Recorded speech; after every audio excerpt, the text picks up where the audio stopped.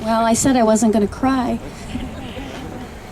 Anyway, I do thank you, Jim, so very much for that touching moment. And we all have those experiences, I'm sure. I want to remind people, if you haven't signed up in the sign-in sheet, please do so. We're not going to make you join the union, but what we want to do is be able to reach you when we need to do something like this again. And you're here for that reason, so please sign up before you leave, either at the Show Me Your Stethoscope table or at the INA table. We have information sheets for you as well. All right, our next guest is a professor and teacher at Milliken's University. She's also a past president of the Illinois Nurses Association. Her name is Pam Robbins. Hang on, don't come up yet. I still got stuff to say.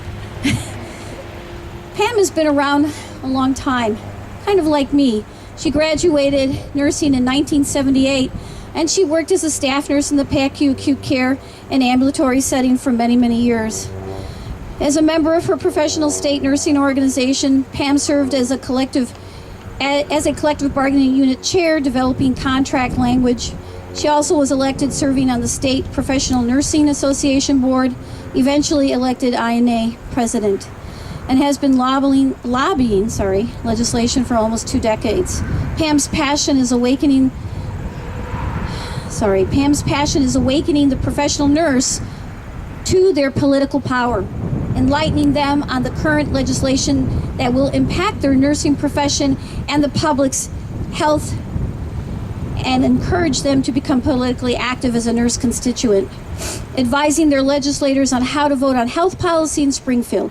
She received her BSN degree from the University of St. Francis, and in 2013 graduated from USF with her master's degree in nursing, and she's now an adjunct professor at Milliken University in Decatur, teaching graduate nurse anesthetist students, that's hard to say, health policy and politics. Let's give a warm welcome for Pam Robbins, who's also been very active in today's rally.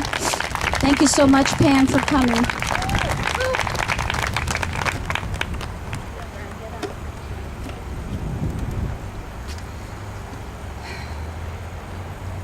This has been one of the best, most tender, moving things I've ever heard.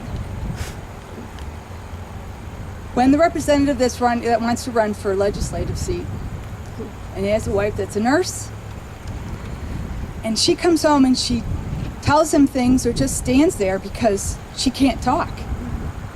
We all know those nights. Nobody thought they're going to go to work, and at the end of the day, they were going to be a hostage. Nobody thinks about going to work and fearing for their lives.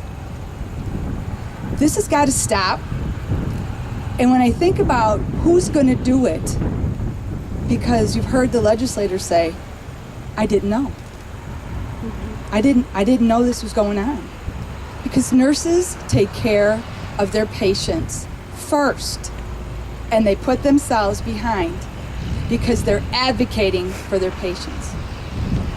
When I go talk to the students at Milliken who are going to be nurse anesthetists, and they say to me, well, what do I got to know about health policy for? I'm going to be a nurse anesthetist. I said, you want to get paid for your job?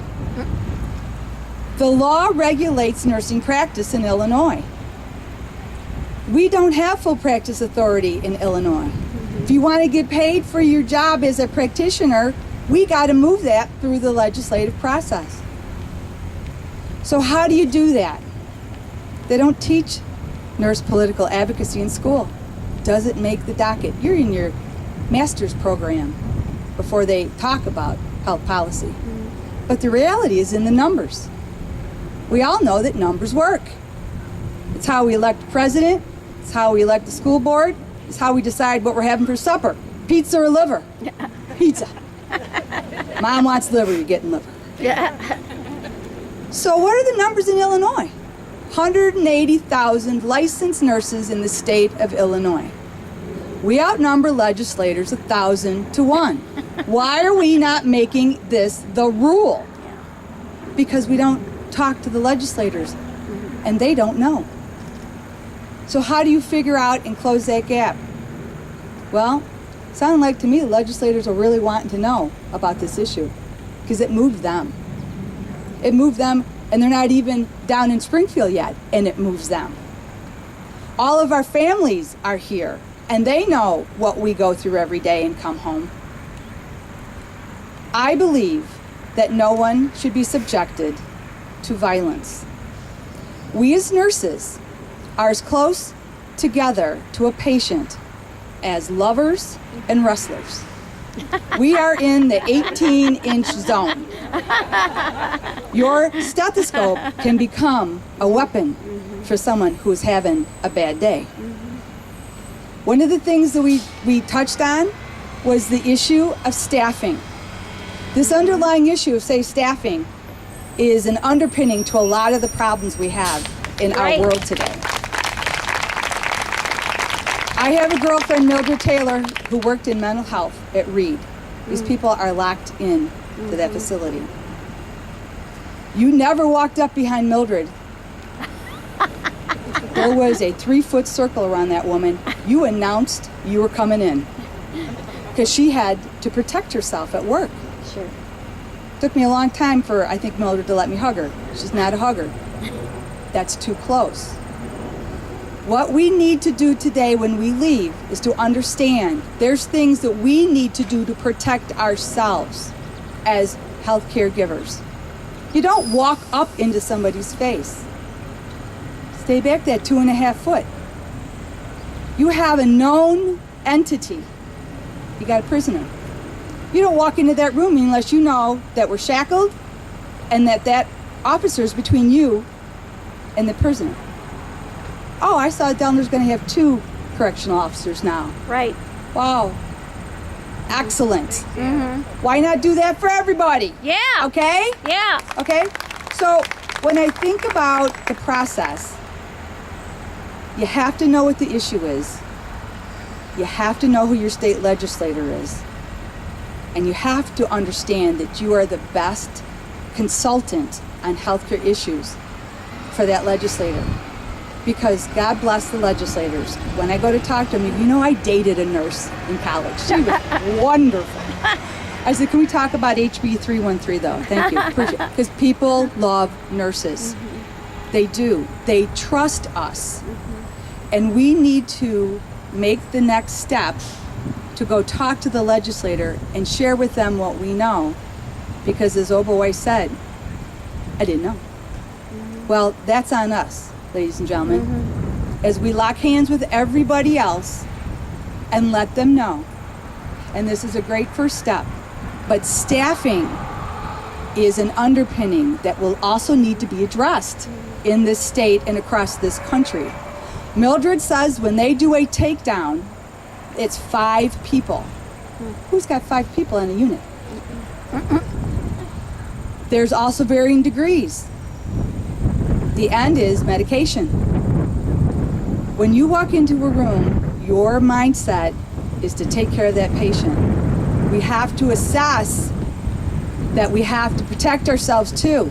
We have codes for heart attacks. We have a protocol, A, B, C. Call the doctor.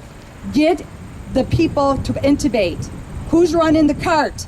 Who's pushing the drugs? Who's documenting? We do it all the time. There's a code because it's gonna be a tornado. We got a code gray. Is it imminent or is it coming? Tornado's on the way. Get the people out in the hallways, away from the glass. We know how to take care of protocols.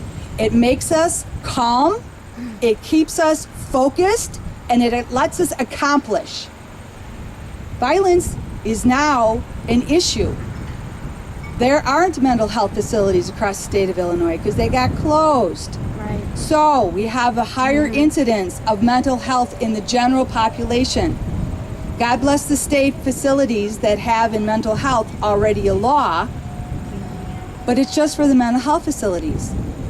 So we need to go and blanket. We need to have protection because when you get hurt from a violence issue, you're off work 4 times longer than if you hurt your back. We have to not be victims. We have to be aware with our nursing eyes and brains and senses. And when you start to see the elevation of anxiety, because when you have short staffing, your patients don't get taken care of in a timely manner. So they might be already having mental issues, off their medications for their mental issues, in pain, and now you add on top of that long wait times. Agitation starts to escalate. So safe staffing is a remedy. So understand that nursing has all the skill set to be political activists. www.ilga.gov. That is how you find your legislator. You go home today and look him up or her and tell them where you've been today and that you're expecting them to be a sponsor to the bills that we're going to produce. Safe staffing is going to be another one. Yeah. Woo! So, just to know about, if you're not informed about what's going on in laws, the Illinois Nurse Practice Act was passed last year for its sunset. There's a little difference though, and we're going to address this in the law too, so here's a tickler for your head for next year's legislation. Now in the community setting, a nurse will delegate nursing to an unlicensed person, including medication administration. Everybody okay with that? No. Thank you. You do not delegate nursing to a non-nurse.